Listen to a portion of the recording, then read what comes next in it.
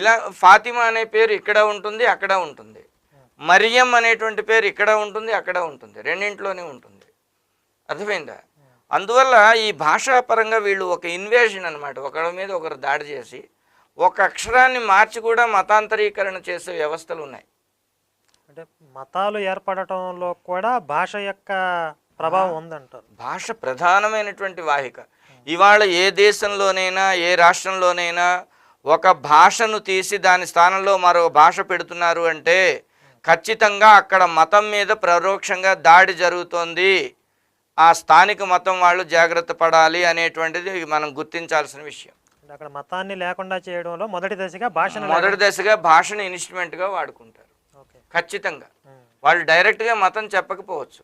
ఇవాళ మీరు ప్రసాదం నువ్వు ఇంగ్లీష్లో మాట్లాడు అని అంటారు. ప్రసాదం అనే పదానికి ఇంగ్లీష్లో ఏముంది పదం?